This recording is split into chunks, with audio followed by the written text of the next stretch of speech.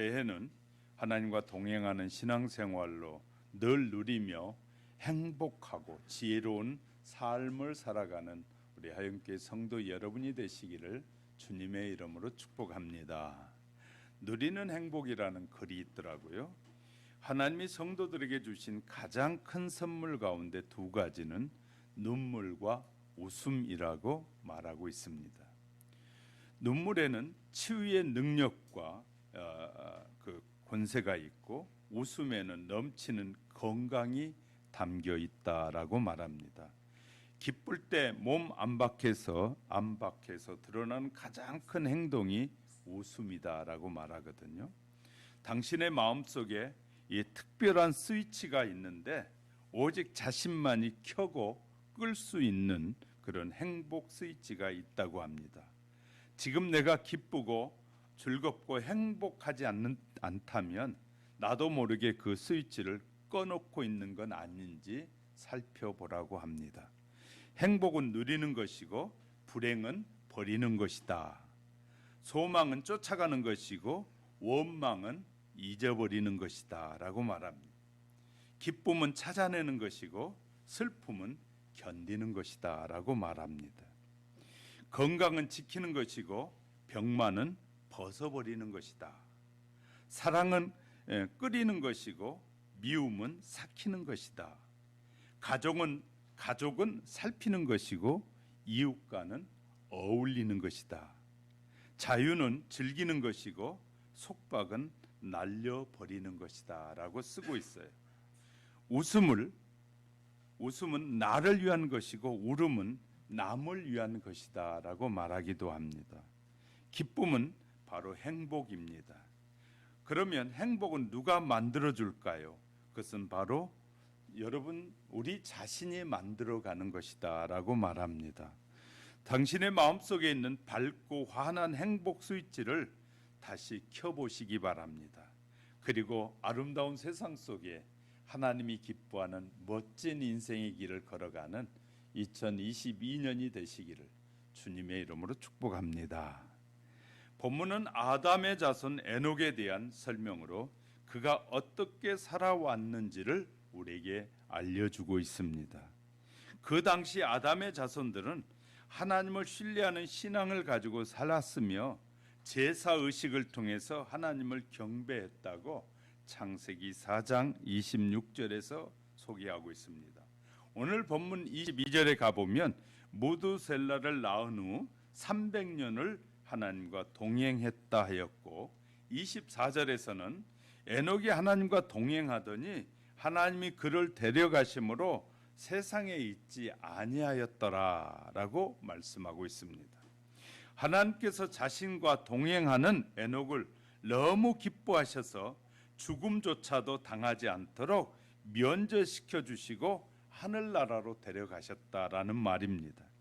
하나님께서 당신과 동행한 에녹을 얼마나 좋아하였으면 그렇게 천국에까지 데려가셨을까요? 또한 그들은 하나님의 아들이라는 칭호를 받았다라고 이 창세기 6장 2절에 말씀해 주고 있습니다. 하나님의 은혜 안에서 생활했다는 말이죠.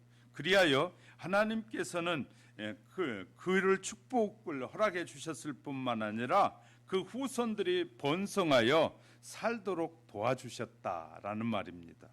그러나 그들은 조상 아담이 이 최초로 지은 원죄가 그 자손들에게까지 전가됨으로 죽음에 이르게 됐다. 창세기 2장 17절에서 여호와께서 말씀하시기를 선악을 알게 하는 나무의 실과를 먹지 말라. 내가 먹는 날에는 정령 죽으리라. 는 말씀이 성취됐다는 것입니다. 이 에녹에게는 하나님이 데려가셨지만 그의 자손들은 복은 주었지만 죽음에서는 벗어나지 못했다는 말이죠. 그들은 믿음으로 하나님 앞에 예배를 드렸고 경건한 생활을 한 사람들이었습니다. 그들 중에 에녹이라는 사람은 아담의 7대 자손으로 하나님과 동행하면서 경건한 생활을 한 대표적인 사람이었음을 우리에게 소개하고 있는 것입니다. 성경의 위대한 사람들은 모두 하나님과 동행한 사람들이었다라는 것을 볼 수 있습니다. 그때도 그들은 하나님께서 함께 하심을 체험했고 언제나 하나님의 은혜를 누리면서 평안하고 형통한 삶을 살면서 일마다 늘 승리를 거두는 사람들이었다. 이 얼마나 복된 일인지 아십니까? 좋으신 하나님께서 2022년 우리에게 새해를 우리에게 허락해 주신 놀라운 은혜 가운데 허락해 주신 줄 믿습니다. 그런데 우리가 고민해야 할 문제는 2022년 새해를 어떻게 살아야 할 것이냐이죠. 그리고 우리가 하나님과 동행하면 어떻게 해야 동행할 수 있는지를 살펴가는 사이에 저와 여러분 속에 더 큰 은혜가 임하시기를 주님의 이름으로 축복합니다. 하나님과 동행하는 삶을 위해서 첫 번째, 내 뜻을 포기하고 하나님과 동행하는 해가 되기를 주님의 이름으로 축복합니다. 본문 24절에 보면 에녹이 하나님과 동행하더니 하나님이 그를 데려가심으로 세상에 있지 아니하였더라라는 말씀에서 볼 수 있듯이 그는 하나님과 동행하는 삶을 살았다는 것입니다. 즉 그는 300년 동안 하나님을 신뢰하면서 그 인도하심을 따라 살았다는 말입니다. 에녹이 하나님과 동행했다는 말은 자기를 창조하신 하나님께 충성하고 존경심을 표시하는 삶을 살았다 그 말입니다. 여기에서 그리스도인들과 죄인들이 구별하게 되는데 믿는 자와 불신자 그리고 하나님의 자녀와 세상의 자녀들이 서로 구별된 생활을 하였다는 의미가 포함되어 있습니다. 또한 주님과 우리들의 목적과 행동과 생각이나 언어 등에서 일치하게 살았다는 말이죠. 이처럼 에녹은 하나님과 동행하면서 하나님께 순종함으로써 하나님의 사람이라는 인정까지 받았다라고 우리에게 말씀해 주고 있습니다. 아모스 선지자는 아모스 3장 3절에 보니까 두 사람이 뜻이 같지 않는데 어떻게 동행하겠으며 라고 말하고 있어요. 서로 뜻이 같아지려면 자기 뜻만을 주장해서는 안 된다는 말입니다. 자기의 뜻과 주장과 상대를 무시하면 절대로 하나가 될 수 없다는 것입니다. 그래서 자기 뜻만을 자꾸 내세우면 상대방과 같이 갈 수 없다는 말을 하는 것과 똑같습니다. 부부간이라도 뜻이 다르면 같이 살기가 쉽지 않습니다. 그래서 부부가 뜻이 달라서 이혼이라는 아픔을 경험하고 그런 경우가 텔레비전에도 얼마나 많이 소개되고 있는지 몰라요. 정치하는 사람들도 합당하였다가 그래서 당을 만들어서 지내다가 또 뜻이 다르다고 서로 갈라지는 싸움을 늘 텔레비전에서 우리 보게 됩니다. 이것은 신앙적으로도 마찬가지죠. 하나님의 뜻과 나의 뜻이 다르면 불신앙에 빠지는 경우가 너무 많기 때문에 하나님의 뜻은 저버리고 내 뜻만 따라 살아가다 보면 하나님에게서 영원히 멀어질 수밖에 없어진다 그 말이에요.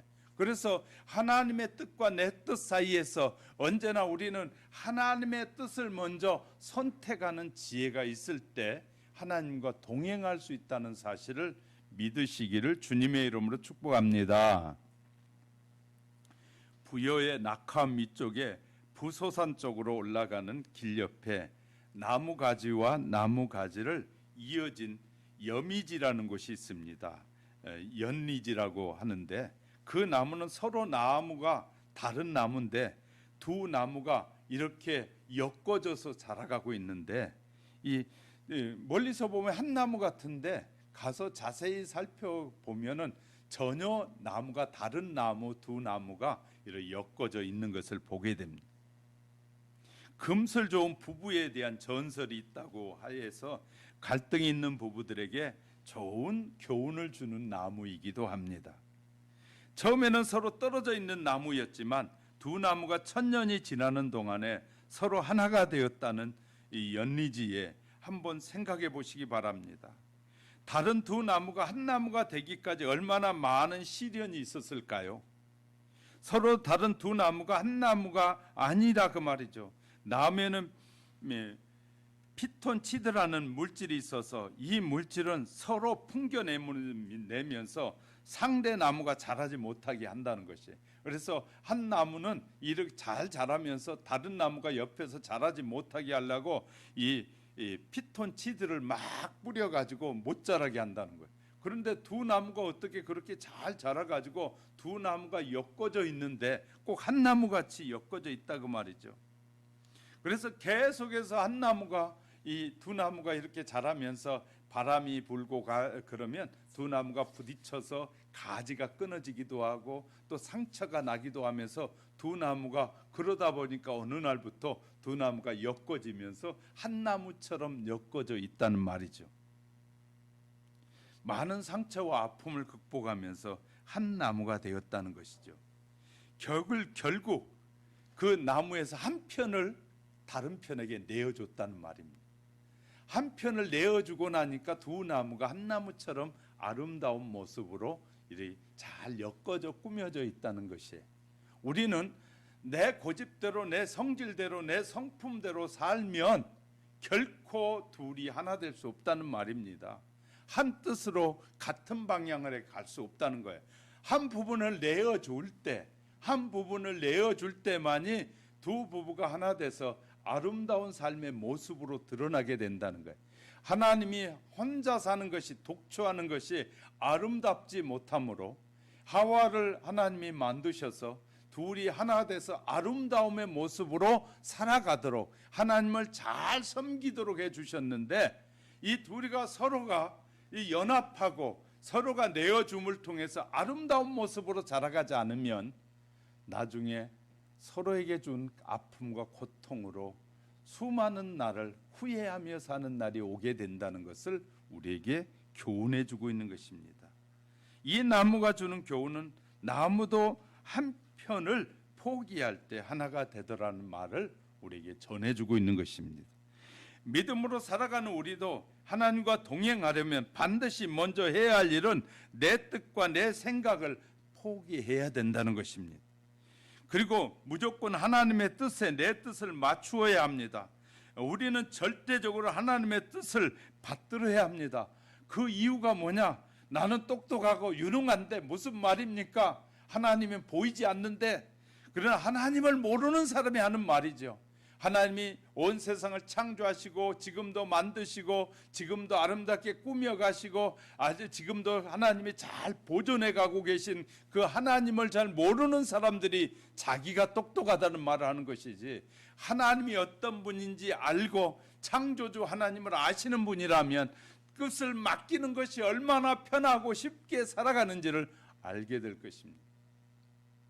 부부 사이에도 아내가 자꾸 자기의 뜻을 내세우면서 남편보다 앞서가려고 하면 결국은 계속해서 싸움이 날 수밖에 없어요.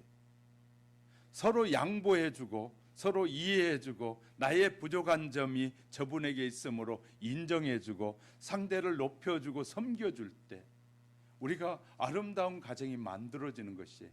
깨어지는 가정의 대부분은 지적을 많이 하고, 깨어지는 대부분의 가정들은 남의 상처를 계속해서 지적하고 또 지적하고 부족하다고 자꾸 이 약점을 자꾸 건드리면 결국은 깨어지고 마는 것이. 누구에게나 약점이 있어요. 부족한 점이 있어요. 내가 보기에 저 사람이 부족하면 저 사람이 볼 때 나에게도 부족함이 많다는 사실을 알아야 되는데, 나는 완벽한데 저 사람은 부족하다는 생각을 하는 것은 매우 어리석다는 사실이죠. 내가 똑똑한 것 같지만 반드시 나에게도 부족한 점이 있어요.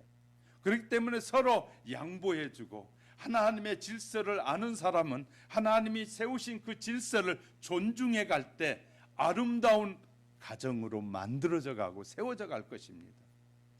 부족한 사람이 있다면 그 부족한 사람의 지혜를 지혜롭게 해가지고 그냥 이 지적만 해서 되는 것이 아니라 지혜롭게 어떻게 하는 것이 지혜로워서 저 사람이 이 뭉쳐있는 마음들이 흔들리지 않는 마음들을 부드럽게 해서 그 마음에 내 말이 먹혀지고 내 말의 의미가 잘 전달될 수 있게 노력하지도 않고 살아가는 그런 가정이 너무 많기 때문에 가정이 자꾸 깨어지는 것입니다.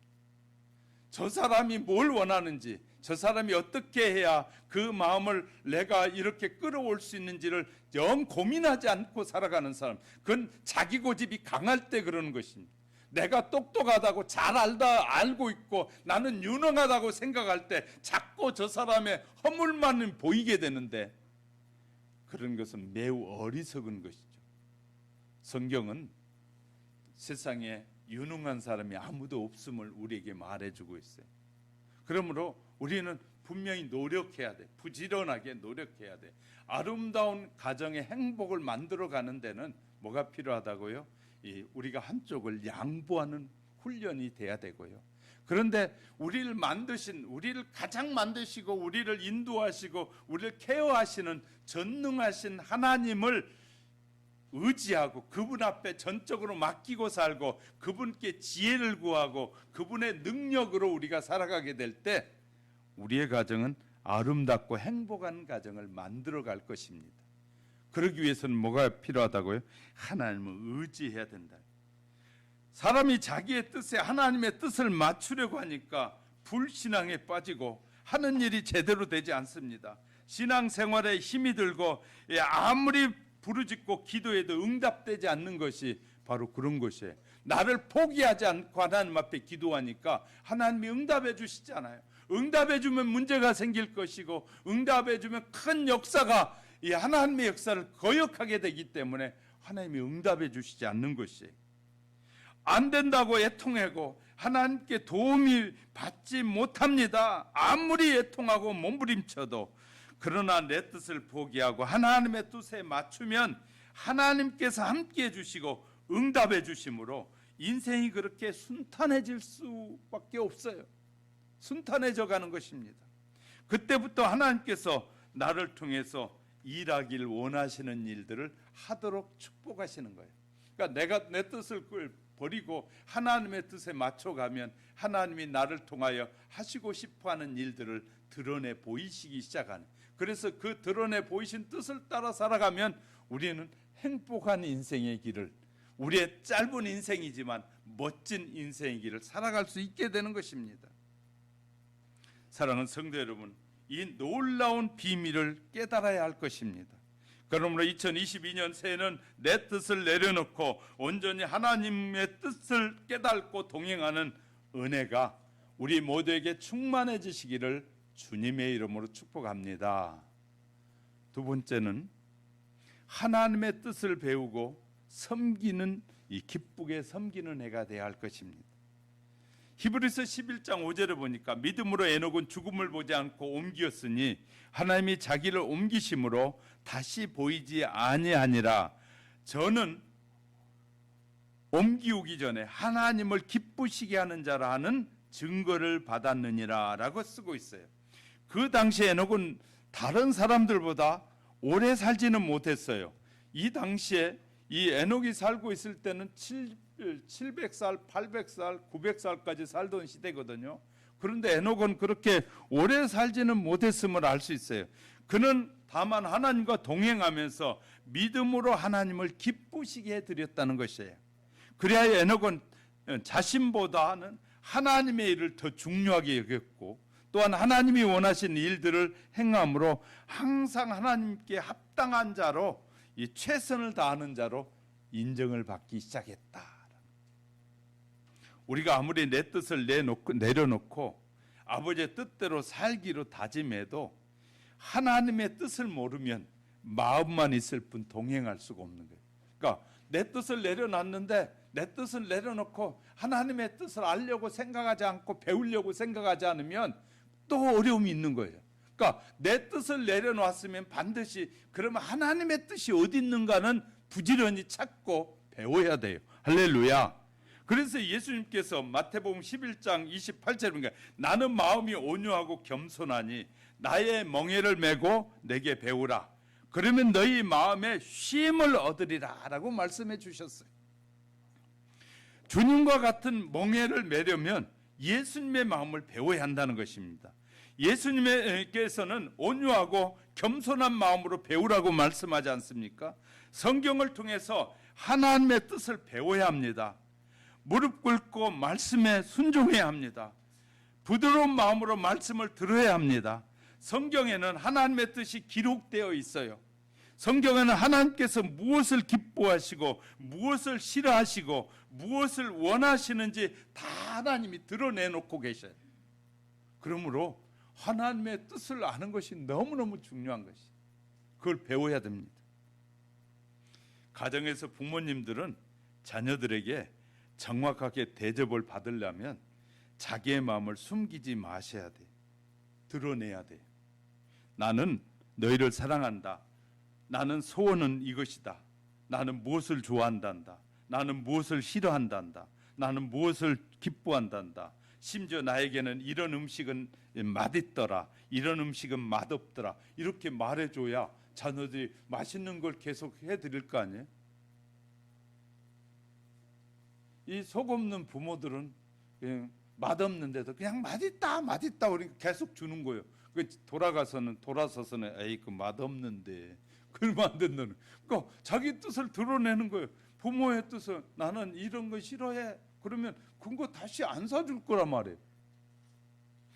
이해가 안 되셨는지 아멘을 안 하니까 정말. 자, 우리는 자녀에게도 부모는 자녀에게 뜻을 밝히고 또 자녀는 자기의 뜻을 밝혀야 돼요. 우리가 어쩌니게도 하은이가 자다가 막 이 벽에 붙은 농을 막 발로 차요. 쿵쿵쿵거려요. 자다가 우리 다 일어났어요.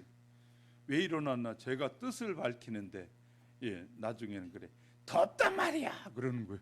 지금 더우니까 기분 나쁘니까 지금 차는 거예요. 시원하게 해달라. 그러니까 시원한 쪽에다 이렇게 눕혀놓으니까 아침까지 잘 자더라고요. 그러니까 자기 뜻을 밝히니까 해주잖아요. 그렇게. 그러니까 하나님은 하나님의 뜻을 밝혔고 부모는 자식에게 자기의 뜻을 밝히고 자식도 부모에게 나는 이런 것이 좋아요. 이런 말을 안 해주셨으면 좋겠어요. 그럼 그런 말 안 해주면 되잖아요. 근데 꼭 그런 말 해가지고 서로 짜증나고 기분 나쁘고 그냥 그럴 필요는 없잖아요. 자, 이렇게 얘기해야 서로 평안해집니다. 이것이 커뮤니케이션, 의사소통이라는 거잖아요. 우리는 의사소통이 필요한 거예요. 서로에게 의사소통을 잘하면서 살아야 돼요. 의사소통의 마음을 서로가 전달하는 아주 중요한 구간입니다. 부모의 취향도 모르고 효도하는 자녀가 너무나 많다는 거예요. 그러니까 서로에게 취향을 모르고 그냥 효도하는 부모가 많다는 거예요. 자녀들도. 성경에는 하나님의 모든 뜻이 정확하게 기록되어 있습니다. 그래서 사도 바울은 믿음의 아들 디모데에게 이렇게 설명해요. 디모데후서 3장 15절부터 17절이니까 어려서부터 성경을 알았나니 성경은 능히 너로 하여금 그리스도 예수 안에 있는 믿음으로 말미암아 구원에 이르는 지혜가 있게 하느니라. 구원에 이르는 지혜를 성경을 통하여 하나님이 말씀하셨느니라.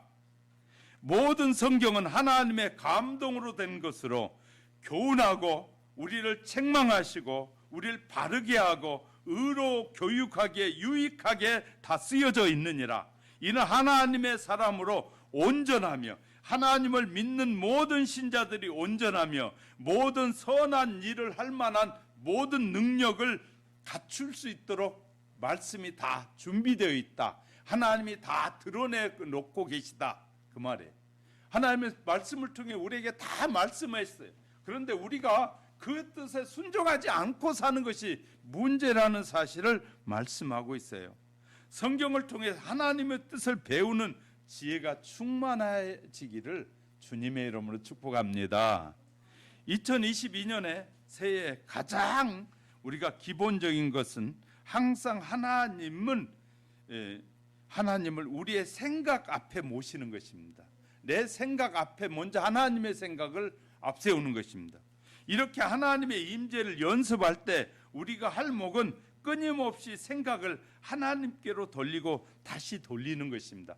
하나님의 뜻을 어떻게 할 수 있느냐? 하나님의 뜻이 무엇인가를 먼저 자꾸 생각하고 하나님의 뜻이 무엇인지를 자꾸 물으면 하나님은 하나님의 뜻을 드러내요.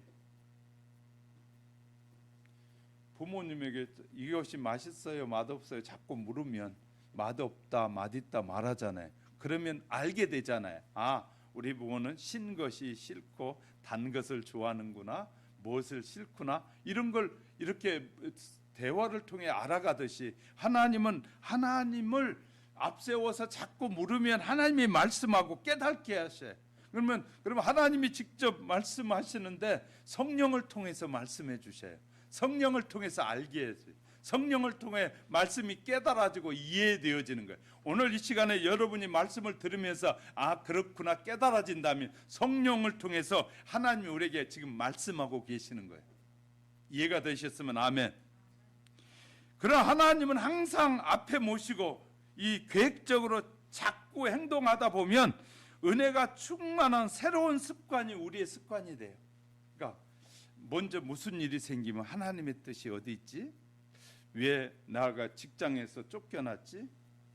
쫓겨난 이유가 있겠지. 쫓겨난 이유를 찾았어요.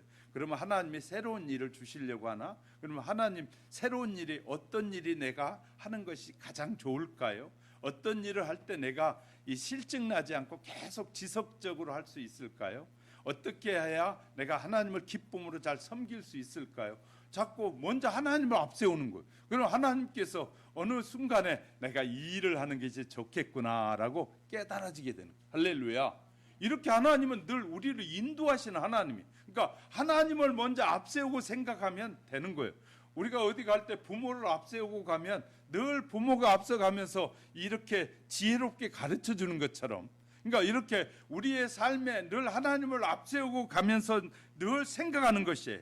그러면 중요한 것이 있어요. 여러분 잘 아는 나침판 잘 아시죠?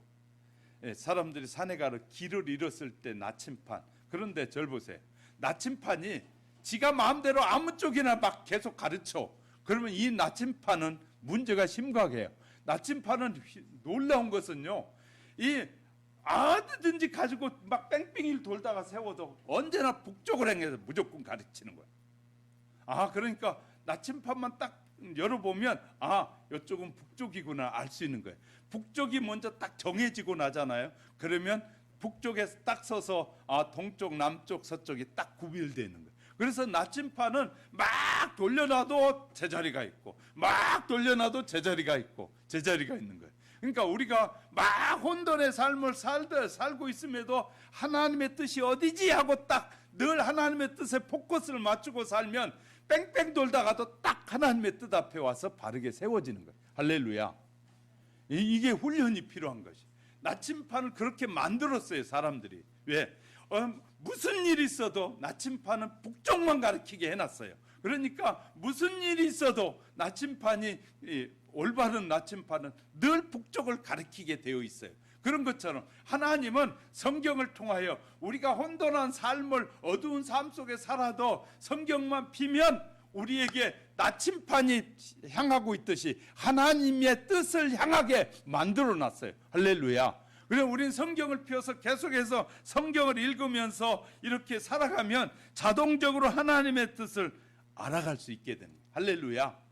그러니까 우리가 하나님을 뒤에다 두고 사니까 안 보이는 것이지 하나님을 앞세우고 가면 늘 하나님의 뜻이 잘 보이게 되어 있다는 거예요. 우리가 이 하나님의 뜻대로 살기로 결단하고 최선을 다해서 자신을 닥달하지 말아야 돼. 에이, 이것이 하나님보다 내가 낫지 하고 이 자기를 닥달하지 말고 하나님이 천천히 인도하면 천천히 가고 하나님이 빨리 인도하시면 빨리 가고 하나님의 인도함을 따라 발맞춰 가면 우리가 주님과 동행하는 하나님과 동행하는 삶을 얼마든지 행복하게 살 수 있다. 저녁이 되면 하루 동안에 어떠했는지를 검토하고 다음 날에 더 잘할 수 있는 방법을 생각해 보는 것입니다. 그리고 서서히 꾸준히 이 연습을 계속하다 보면 멀잖아. 우리는 세상의 혼란한 소음 대신에 예수님의 인격과 아름다운 말씀이 저절로 우리의 생각을 점하게 되고 그래서 아, 하나님의 뜻이 이것이 아니구나를 보여지는 역사가 일어나게 될 줄 믿으시기 바랍니다. 그래서 우리는 하나님의 뜻을 배우고 기쁘시게 하는 섬기기 위해서 늘 배우려는 자세를 가지고 사셔야 됩니다. 세 번째는 그러면 그렇게 실천하기 위해서는 성령으로 늘 기도하셔야 돼. 믿음으로 살아왔는데 수많은 선인이 하나님과 동행하면서 교제하고 하나님의 중심의 생활을 하면서 신령한 하나님의 능력을 받아서 먼 훗날에 오실 그리스도를 예언하고 있어요. 구약의 많은 또 신약의 많은 하나님의 사람들은 하나님과 동행하면서 마지막에 이렇게 말해. 주님이 오신다는 거예요. 주님이 오신다. 그 주님이 심판주로 오신다는 거예요. 심판하러 오신다. 세상의 모든 세상을 심판하고 하나님의 백성들만 따로 모아서 영원토록 살 나라를 예비하신 주님이 오신다고 다 말하고 있어요. 그러니까 결국은 이 세상은 어느 날인가 끝이 온다고 성경은 분명히 가르쳐주고 있단 말이에요. 언젠지는 알 수 없지만 성경에도 이르기를 유다서 1장 14절인가 아담의 7대손 에녹이 그 사람들에 대하여서도 예언하여 이르되 보라 주께서 수만의 거룩한 자와 함께 임하셨나니 이 땅에 오신 주님께서 먼저 하나님의 말씀에 대적하고 핍박하는 사람들에게 복음을 선포하고 있다. 그러니까 에녹 시대에도 주님이 오신다고 에녹도 말하고 있다는 거예요. 마지막 심판 때에 하나님이 심판자를 보내서 세상을 심판하실 것을 에녹도 말하고 있다는 거예요. 그러니까 하나님을 동행하는 모든 사람들은 지구가 끝난다는 거예요. 언젠가는 세상이 끝나고 종말이 온다는 거예요. 종말이 옴을 말하면서 하나님의 사람은 하나님이 구별하여 그의 백성으로 영원토록 살 것을 다 말하고 있다는 것이에요. 세상 사람들은 에녹이 선포한 말씀을 거절할 뿐만 아니라 거슬리는 말로 대적까지 했습니다. 그러나 에녹은 끊임없이 주님의 초림과 심판날에 대하여 증거했어요. 이처럼 에녹은 하나님의 말씀을 전파하는 자로서 그 생명이 닿을 때까지 하나님을 기쁘시게 했다고 요한복음 8장 29절에 기록하고 있어요.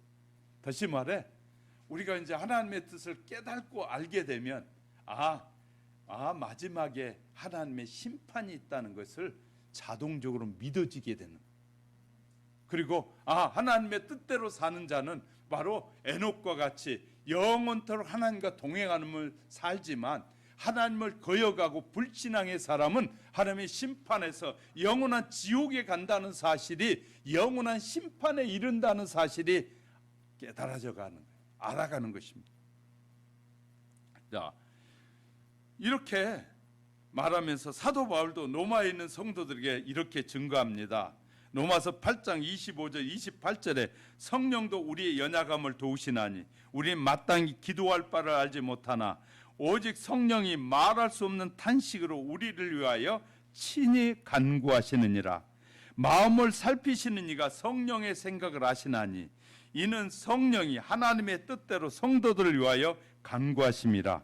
우리가 알거니와 하나님을 사랑하는 자 곧 그 뜻대로 부르심을 입은 자들에게 모든 것이 협력하여 선을 이루느니라 라고 말하고 권면하고 우리에게도 말해주고 있어요. 성령님만이 하나님의 마음을 정확하게 아신다는 거예요. 성령님만이 예수님의 마음을 분명히 아신다는 거예요. 성령님은 삼위일체시기도 하시지만 하나님의 마음이시기 때문에 우리를 위하여 친히 기도한다는 거예요. 하나님도 우리가 좋은 선택을 하고 올바른 선택을 하고 하나님을 배우고 알고 하나님을 기쁘시게 하기 위해서 성령님도 우리를 위해 기도하신다는 거예요. 그러므로 우리가 우리의 연약하여 마치 기도하지 못할 때도 성령님께서 하나님의 뜻대로 기도하심으로 우리가 승리하게 되는데 바울은 자신은 예수님의 마음을 가졌다고 말하는, 그러므로 성령님의 감동으로 하나님과 동행하는 삶을 살 수 있다라고 말하는, 성령님을 의지하는. 그래서 저와 여러분이 늘 성령님을 의지하고 성령의 충만함을 위해서 기도하셔야 돼요. 그러면서 성령님 내게 알게, 성령은 저와 여러분의 선생님이 되시고 성령님은 우리의 인도자가 되신다고 말씀하잖아요. 성령님 인도자가 되신다는 것은 구원으로 인도하고 영원한 축복으로 인도하고 영원한 생명으로 인도할 뿐만 아니라 우리의 삶의 모든 부분을 다 인도하시는 분이 성령님이에요. 그래서 성령님 내게 가르쳐 주시고 주님의 뜻을 알고 아버지의 뜻대로 살게 해달라고 우리가 기도하면 하나님이 다 알게 하시는 하나님이다 그 말이에요. 이것이 너무너무 중요해요. 그래서 우리가 성령님의 충만함을 입으면 예수님의 마음과 하나님의 마음을 잘 알아진다는 거예요. 할렐루야. 그래서 늘 성령의 충만함을 위해서 기도하셔야 됩니다. 한 가족이 수십 년 동안 같이 살아도 자신의 마음을 잘 몰라줄 때가 많이 있어요. 부부로 사는 사람들 10년이 살고 20년, 30년 살아도 나중에 그러면 저 사람 마음 나는 모르겠어요. 그 말은 저 사람의 마음을 알려고 노력하지 않았다는 거예요. 알려고 하지 않았고 저 사람이 어떤 마음을 갖고 있는지도 생각하지도 않았다는 거예요. 저 사람의 마음을 알려고 했으면 알 수 있을까요? 모를까요? 그러니까 저 사람의 마음을 모르겠어요 한 것은 저 사람에 대해서 관심을 갖지 않았다는 거예요. 저 사람에게 관심을 가지면 그 사람의 마음을 알 수 있어요? 몰라요? 알 수 있게 된다는 거예요. 그러니까 우리가 자기가 한 말에 얼마나 그 말에 잘못된 말인지도 모르고 쓰는 사람들이 너무나 많아요. 아무리 효성이 지극한 자식이 부모의 마음을 제대로 모를 수 있습니까? 효성이 지극하다면 알아야지. 자기들은 안다고 해도 천만의 말씀이에요. 부모가 되어보지 않고는 부모의 마음을 몰라요. 그러니까 살아보지 않고는 모르는 거예요.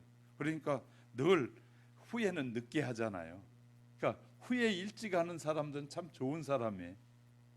그래서 우리 속담에 이 회갑이 넘어야 정신 차린다, 남자들은 정신 차린다 그런 말을 하는 이유가 늦게야 부모님이 돌아가시고 다 그러고 나서야 보니까 그걸 조금 이제 알겠다 그 말. 나이가 들어보니까 우리가 어른이 되어보지 않는데 다 자기가 어른인 척해. 부모를 자기가 다 아는 척, 자녀들이 부모를 다 아는 것 같이 말해. 어떤 사람은 성경을 조금 읽었다고 하면서 이렇게 말해. 목사님, 나 하나님 잘 알아요. 성경을 읽어봤더니 하나님 알겠더라고요. 근데 하나님 알겠다고 하면서 집에서 앉아서 예배 드린대. 자기 혼자. 하나님을 안다고 하는 사람이 그러면서 기도한대. 집에서 기도한대. 그러면서 그 사람의 모습은 초라하고 참 보잘것 없어. 하나님의 뜻을 아는데 왜 그렇게 보잘것 없는지 몰라요.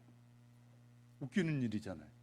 하나님을 아는데 자기 생각으로 아는 거예요.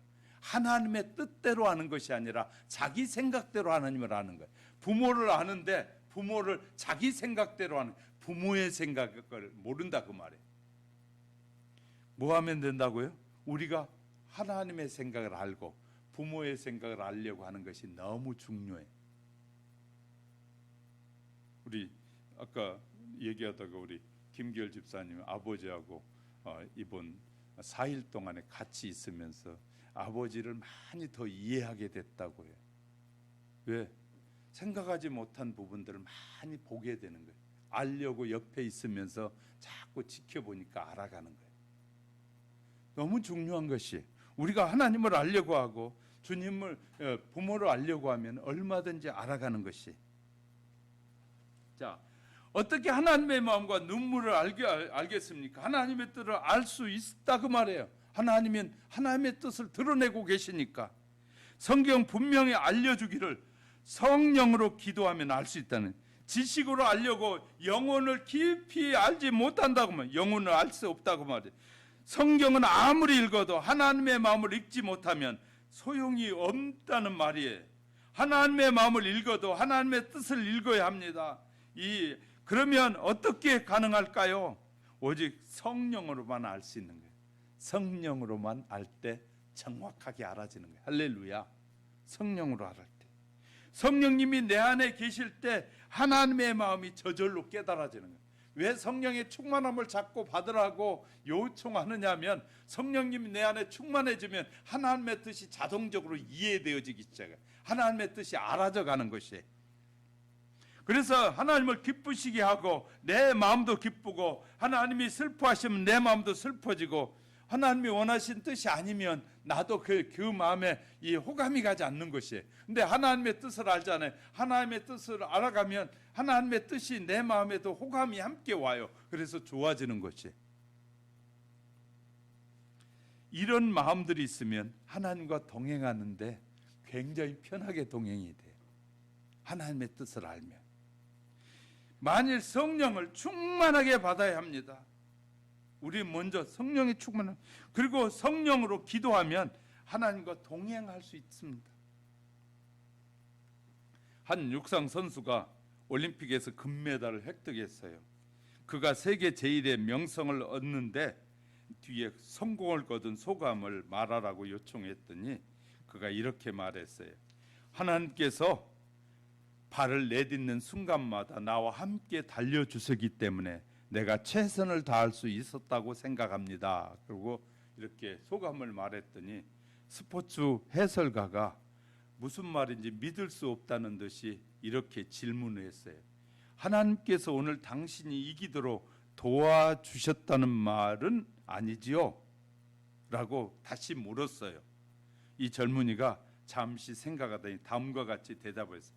하나님께서 동행하시지 아니하셨더라면 내가 오늘 이 자리에 설 수 없었을 것입니다. 훈련하는데 필요한 준비도 못했을 것이고 내가 하는 일에서 최고가 되어야 할 필요성도 깨닫지 못했을 것입니다. 이런 이유로 하나님께서 나와 함께 달려주셨다고 한 것입니다. 하나님께서 동행하시지 않으셨다면 나는 오늘 경기에서 이기지 못했을 것입니다. 이렇게 대답하는, 얼마나 놀라운 신앙의 고백인지 몰라요. 우리는 너무도 자주 매일 삶 가운데 동행하시는 하나님을 까맣게 잊어버리고 살 때가 많은 것이에요. 우리가 2021년 한 해를 살아왔는데 단순한 사실부터 지금껏 살아온 하루하루 삶의 기적, 그리고 우리가 가진 재능에 이르기까지 우리의 삶과 이 세상에 속해 함께하는 하나님의 임재를 느낄 수 있어야 합니다. 2022년대 우리의 삶 가운데 계신 하나님을 인정할 때 우리가 무슨 일을 하든 동행해 주신다는 약속을 믿게 되면 얼마나 편해지는지 몰라요. 아, 하나님이 이 일을 하길 원하시는구나 하고 하나님이 하길 원하시는 일을 하면 그때부터는 염려가 안 돼. 왜? 하나님이 동행하시는데. 할렐루야. 왜 불안하냐? 왜 불안해지느냐?